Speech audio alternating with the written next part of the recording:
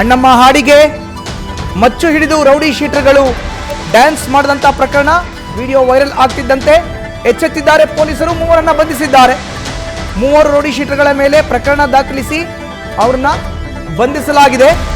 ಈ ಬಗ್ಗೆ ಬೆಂಗಳೂರಿನ ಬ್ಯಾಟರಾಯನಪುರ ಪೊಲೀಸ್ ಠಾಣೆಯಲ್ಲಿ ಪ್ರಕರಣ ದಾಖಲಾಗಿದೆ. ಸದ್ಯ ಸಿಸಿಬಿ ಪೊಲೀಸರಿಂದ ಮೂವರು ರೌಡಿ ಶೀಟರ್ಗಳ ಬಂಧನ ಆಗಿದೆ. ನಂದೀಶ್ ಆಲಿಯಾಸ್ ಕಾಟು, ರಂಜಿತ್ ಆಲಿಯಾಸ್ ರಂಜು ಸೇರಿ ಮೂವರ ಬಂಧನ ಆಗಿದೆ. ಅಣ್ಣಮ್ಮನ ಹಾಡಿಗೆ ನೋಡಿ ಮಚ್ಚನ್ನ ಹಿಡ್ಕೊಂಡು ಯಾವ ರೀತಿ ಡ್ಯಾನ್ಸ್ ಮಾಡ್ತಾ ಇದ್ದಾರೆ. ಈ ವಿಡಿಯೋನ ಅಪ್ಲೋಡ್ ಮಾಡಿದ್ರು.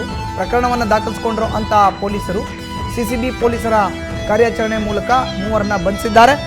ಮೂವರ ಪೈಕಿ ನಂದೀಶ್ ಆಲಿಯಾಸ್ ಕಾಟು, ರಂಜಿತ್ ಆಲಿಯಾಸ್ ರಂಜು ಅಂತ ಇಬ್ಬರ ಹೆಸರು ಗೊತ್ತಾಗಿದೆ. ಇನ್ನೊಬ್ರು ಯಾರು ಅಂತ ಗೊತ್ತಾಗಬೇಕಾಗಿದೆ. ಮೂವರನ್ನ ಈಗ ಪೊಲೀಸರು ಬಂಧಿಸಿದ್ದಾರೆ.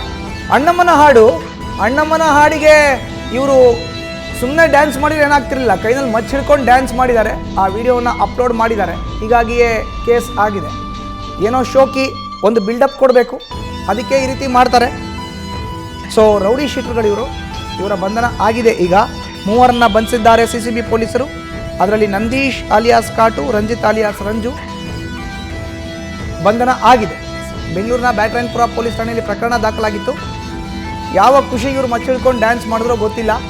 ತಮ್ಮ ಮೇಲೆ ಒಂದು ಹವಾ ಇರಬೇಕು, ತಾವಂದರೆ ಜನ ಭಯ ಪಡಬೇಕು ಅನ್ನೋ ಆಸೆ ಅಭಿಲಾಷೆ ಇವೆಲ್ಲ ಇರುತ್ತೆ ರೌಡಿ ಶೀಟರ್ಗಳಿಗೆ.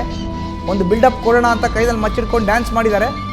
ಮಚ್ಚಿಡ್ಕೊಂಡಿದ್ದು ಈಗ ಅವ್ರಿಗೆ ಕಂಟಕ ಆಗಿ ಪರಿಣಮಿಸಿದೆ. ಕೇಸ್ ದಾಖಲಾಗಿತ್ತು. ಈಗ ಅವರೆಲ್ಲ ಕಂಬಿ ಎಣಿಸ್ತಾ ಇದ್ದಾರೆ. ಸಿಸಿಬಿ ಪೊಲೀಸರ ಕಾರ್ಯಾಚರಣೆ ಮೂವರನ್ನ ಬಂಧಿಸಲಾಗಿದೆ.